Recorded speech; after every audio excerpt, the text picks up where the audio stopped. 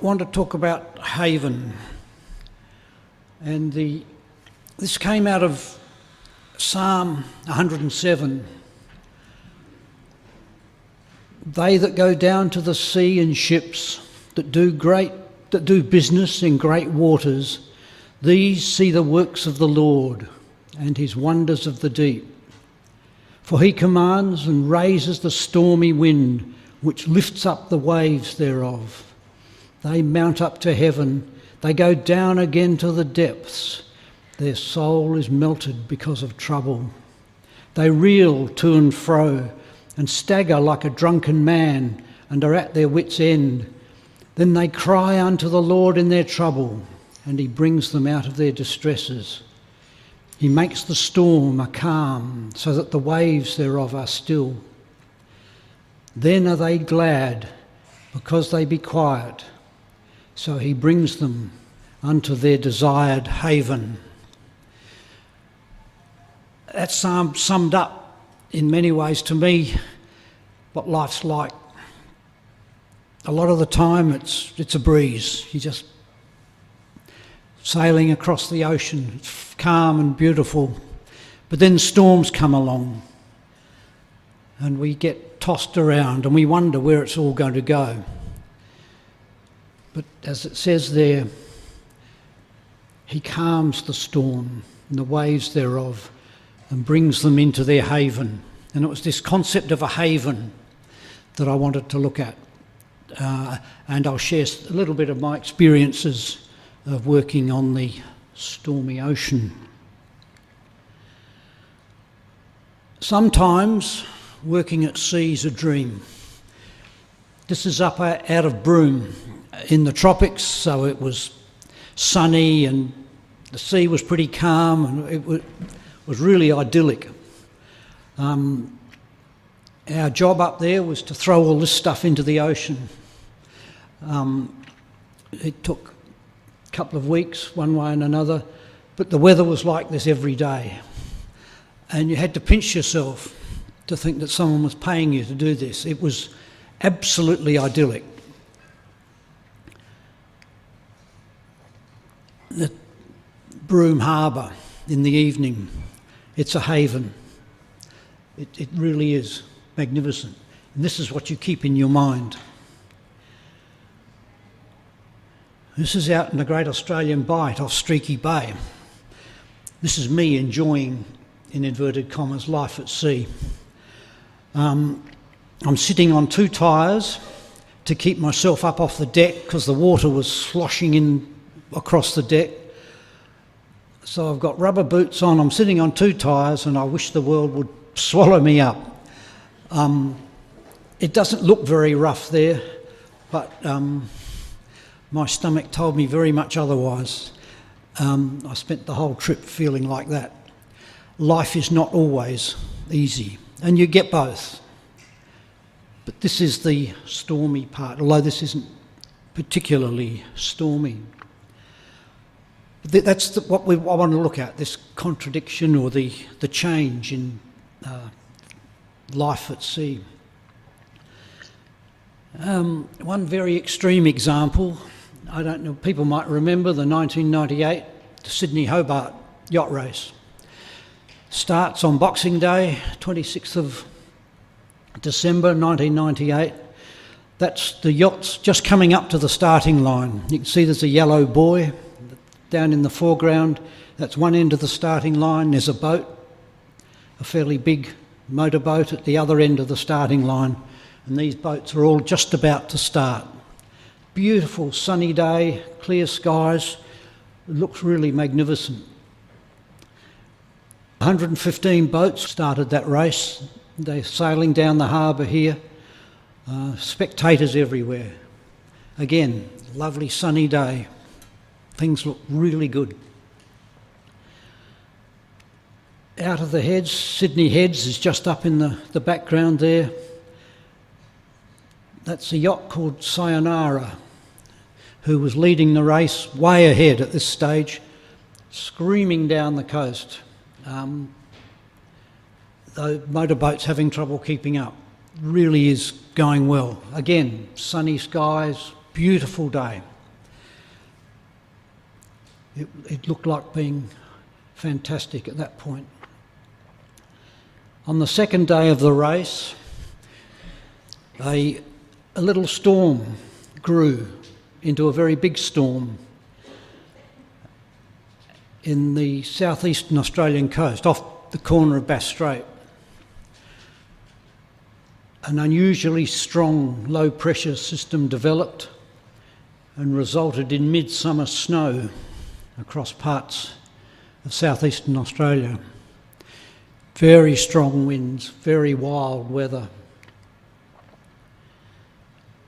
The weather system built into a very strong storm with hurricane force winds. And that's one of the yachts in that race. You can see he's got a tiny little sail. I can't tell whether it's exactly what it is, but I suspect it's a storm, what they call a storm trysail, which is a very heavy material sail so it doesn't tear, and it's just lashed into the mast and the boom to stop the boat rolling too much and to give them steerage so they can control the boat. The actual mainsail, the big sail on the boat, is lashed to the boom. You might be able to see running along the boat, there's a sort of a brownish parcel. That's its mainsail. They've got everything down except this very small trysail. And you can compare the size of that to the sails that were on that boat we saw earlier. This is survival. This isn't racing anymore. This is survival. The storm caused 5 boats to sink, 7 were abandoned, and 55 sailors had to be rescued from their yachts by ships and helicopters. This yacht, called Standalone, has lost its mast. They've put their life raft over the back. So that life raft's tied to the back of the boat so that if the boat sinks, and that they're obviously concerned that their boat is not necessarily going to make it. They're all sitting up there in whatever wet weather gear, dry suits, whatever they've got, and life jackets. They've all got life jackets on.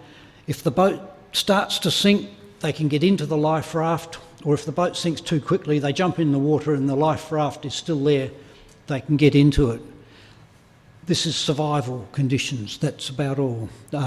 These guys had to come off by helicopter. I think that's the same boat, but I'm not certain.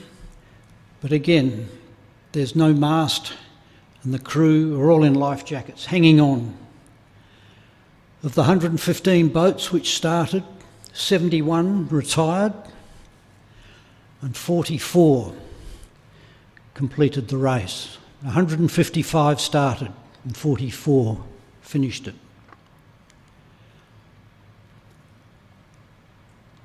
The rescue efforts had 35 military and civilian aircraft, 27 vessels, and it was the largest peacetime rescue operation at that time. And 6 sailors lost their lives. This is a sporting event. Just remember that. They're doing this for fun. 6 of them didn't make it. So this is as best I can tell, the position of these boats at 4 p.m. on the Sunday, the 27th of December. So that's a bit over 24 hours into the race. There's a group of yachts up there, which I've labelled the boats that were abandoned. There's 5 of them up there that were abandoned. You can see the swirling low pressure system. The worst part in a low pressure system, the strongest winds, are in that northwesterly corner where these boats got caught. They were in the worst possible position. The leading boat, Sayonara, is right down at the bottom of that picture.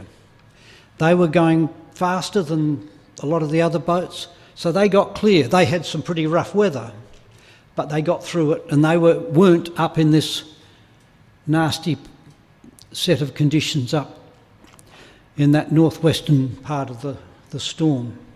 It's probably fortuitous that things happened where they did, because the helicopters could reach them. If that had happened when that low was a bit further offshore, it's quite likely the helicopters couldn't reach them. These rescue helicopters that went out and brought these people back landed with their survivors and their fuel gauges bouncing on empty. They had no fuel. They landed in the first paddock they could find, and the fuel tankers had to find the helicopters in order to get them back in the air again.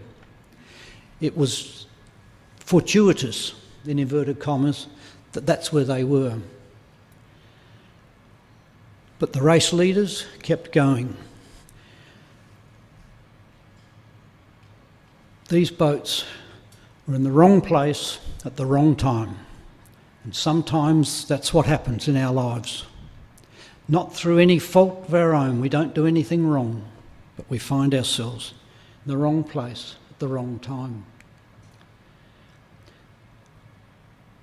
This boat was the overall winner of the race. One of the smaller ones and the smallest ever to win. If you look at that water, you can see the wind's taking the waves off it. The wind is howling. They are still sailing. They are still racing. They've got making progress type sails up. And it turns out the crew on this boat had been training for this race for months.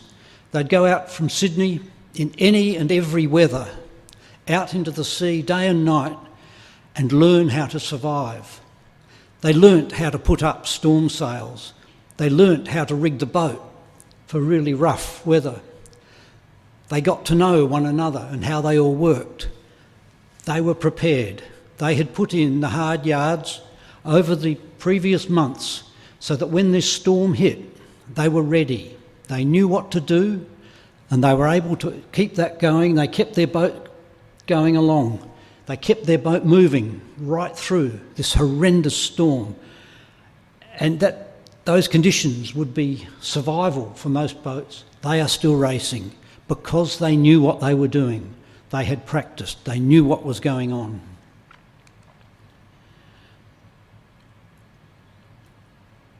Life is not always fair. Time and chance happens to us all.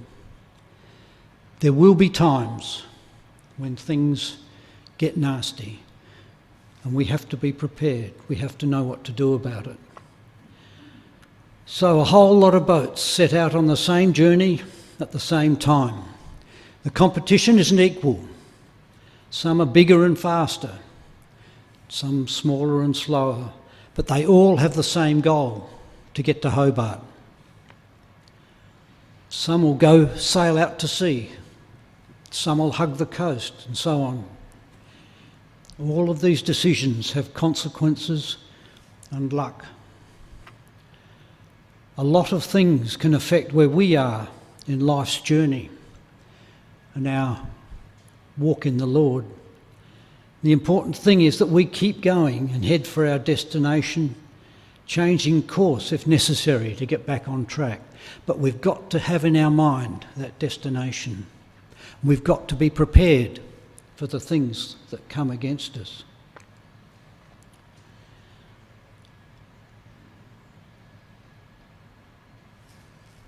We've got to be practicing.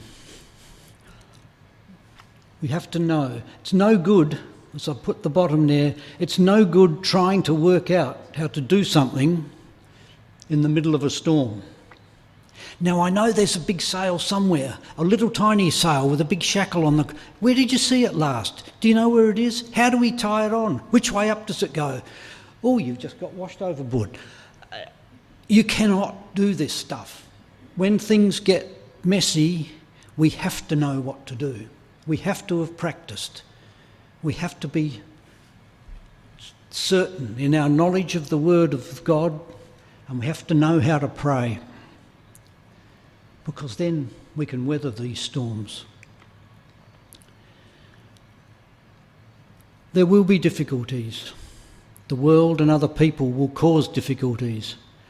In Isaiah, But the wicked are like the troubled sea, when it cannot rest, whose waters cast up mire and dirt. That is, it's so rough it's lifting up the sand off the seabed. There is no peace, says my God, to the wicked. In Jude, likewise also these filthy dreamers defile the flesh, despise dominion and speak evil of dignities. Dropping down a couple of verses, clouds they are, without water, carried about of winds, trees whose fruit withers, without fruit, twice dead, plucked up by the roots, raging waves of the sea, foaming out their own shame, wandering stars, to whom is reserved the blackness of darkness forever. The world is often referred to like the sea in the Bible. The uncertainty, the tossing around by the waves and the wind. And we have to be able to deal with that. In Revelation, I will show unto thee the judgment of the great whore that sits upon many waters. And again, dropping down some verses. And he said to me, the waters which thou sawest, where the whore sits, are peoples, the multitudes and nations and tongues. The waves that toss us around won't necessarily be wet type waves. There's going to be the uncertainties and the forces in our society, in our everyday lives. But to think of them as waves, to think of them as the sea, I think is a helpful way of working out how we're going to deal with it. This is the story of Paul's shipwreck. And I'm not going to go through the whole story, but they got rid of their excess baggage, the stuff they could do without, the clutter. It also says that they undergirded the ship. That means they put ropes underneath the boat and pulled them up very tight. Their wooden ships are made of planks. And as long as they're sitting in calm water, the water pressure holds all those planks in and they don't leak. But when the ship starts working in the waves, and parts aren't in the water and parts are in the water, those planks start to work very slowly against one another and water gets in between them. So they'll put ropes underneath the ship and pull them up as tight as they can to put pressure on the planks to hold the ship together, quite literally. It's like a barrel. If you think about a cask, an oak barrel, it's got steel bands around it to hold the staves or the planks of the barrel in. And as long as those are there, it'll be watertight. If you take one of those off, the barrel springs apart. It's a bit like that. They undergirded their ship. They were obviously really worried about what was going on. And when they hadn't seen the sun nor the stars in many days, no small tempest lay on us, all hope that we should be saved was then taken away. They'd got to the stage of despair. They didn't know what was going to happen next. But after a long abstinence, Paul stood forth in the midst of them and said, Sirs, I told you so. But they hadn't listened. Now I exhort you to be of good cheer. You can imagine how this would have gone down. The crew are there, they've done everything they can. They're in, like those people on the yacht, except they didn't have life jackets, they didn't have nice warm wet weather gear, and they didn't have a life raft hanging off the stern. And there's this guy, a prisoner for crying out loud, standing up. First he tells us we've made a whole lot of mistakes. Now he tells us to be happy. But that's what he said. For there shall be no loss of any man's life among you, but of the ship. We're going to lose the ship, but you will all survive. For there stood by me this night an angel of God, whose I am and whom I serve, saying, Fear not, Paul, you must be brought before Caesar. And lo, God gives all them that sail with thee. Wherefore, sirs, be of good cheer, for I believe God, that it shall be even as it was told me. Howbeit we must be cast upon a certain island. Paul knew how to deal with this situation. He'd done the training, if you like. He'd practiced. He knew when things got really tough that his God would look after him. He had that confidence and he acted on it. We have to deal with the consequences of our decisions, but we're not alone. And wherever we are in our journey, we can always turn and head for our destination, for the haven that we're looking for. We can always turn back. Whatever's happened's behind us. Can't be undone. It's what's in front that's important. On a boat, the only weather that people are interested in is what's coming. You don't talk about yesterday's weather, just the present, where we are, and the future, where we're going. You can't undo anything that's happened, but you can do something about what's coming. You need to know what's coming. Sure, we might reminisce, swap yarns, maybe learn from past experiences, but it's the future which really matters. And some of those reminiscences are things which keep you going. I can remember vividly being chronically sick on trips, but then having an experience which got rid of everything else. I can remember one trip we had, bioluminescence in the water. When something moves, it all glows. Little animals create light, and you can see these things shining in the water. And we had dolphins playing around the boat, and each of them, as the water flowed over it, the little animals were bioluminescing. So these dolphins were outlined in this, it looked like fluorescence. It was absolutely magic. And that's what I remember about that trip. I don't remember all the rest of the stuff. I know that we blew out a sail in the middle of the night.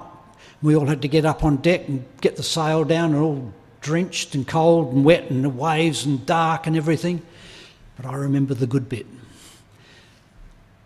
That's the sort of thing that we need to hang on to.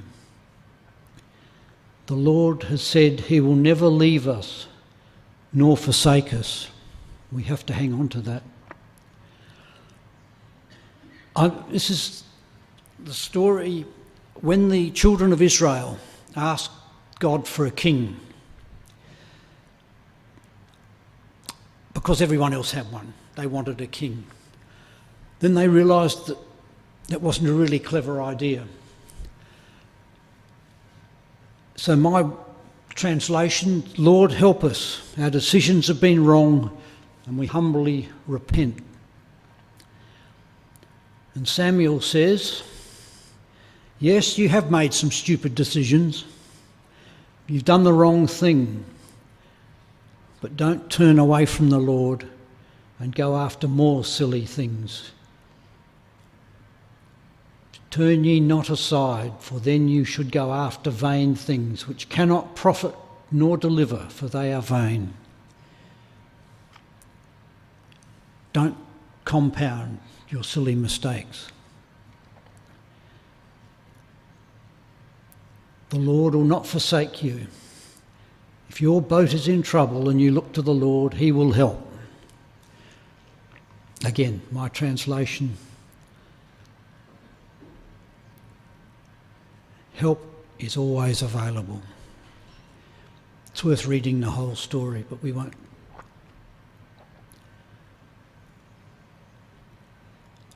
Remember the good times and trust in the Lord.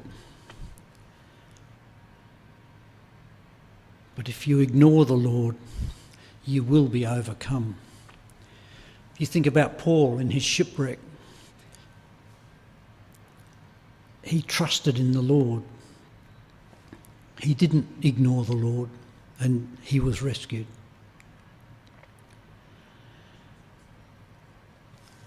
In our lives, We will experience difficulties. John says, "These things I have spoken unto you, that in me you might have peace. In the world you shall have tribulation, but be of good cheer. I have overcome the world."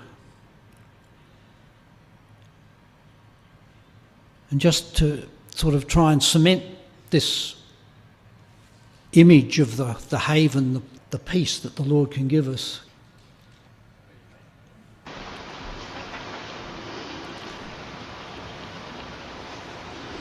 Sometimes life gets rough. They were actually testing this boat. That's where this film came from.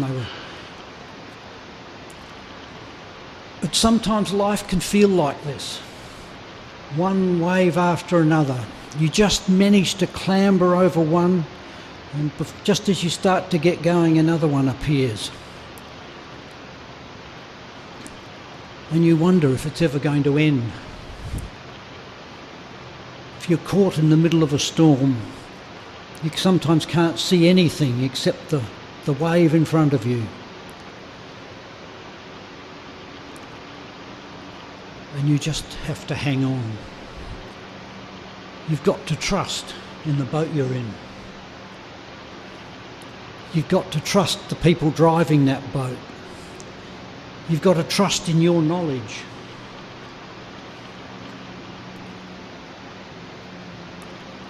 We're in a boat, and at times that boat will be in a storm. But if we can hang on, we'll get through it.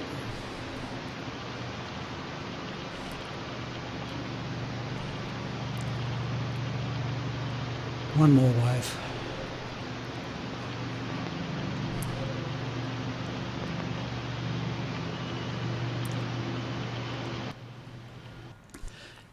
Life can be like that, but there is calm, there is peace, we can get through it.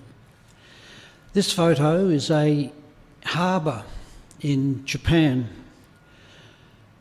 during a typhoon, and you might be able to see there's a very dark wall there, then there's another wall beyond that which has got water pouring over it.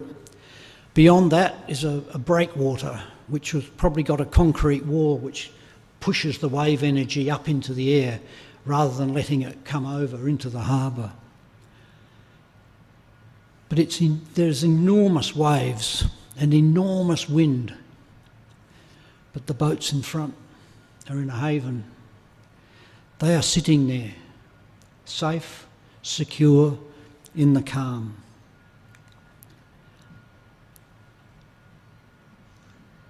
It'd be pretty scary, I think, walking along even this close in breakwater, knowing that was happening just outside. We've got to remember that we're in that haven. We're in a safe place. It doesn't matter what goes on outside. We're in a safe haven. Quoting again from Psalm 107, "Then are they glad because they be quiet, so he brings them unto their desired haven." We've got to keep that haven in our mind. The Lord's going to come back and take us up. There'll be no more tears, no more death, no more all those nasty things, no more waves. We'll be in the haven. And I love this last verse from Mark. "And he, Jesus, arose and rebuked the wind and said unto the sea, Peace, be still. And the wind ceased, and there was a great calm."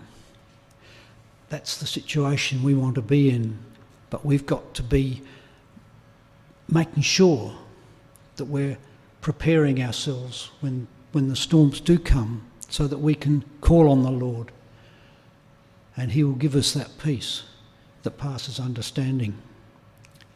Thank you.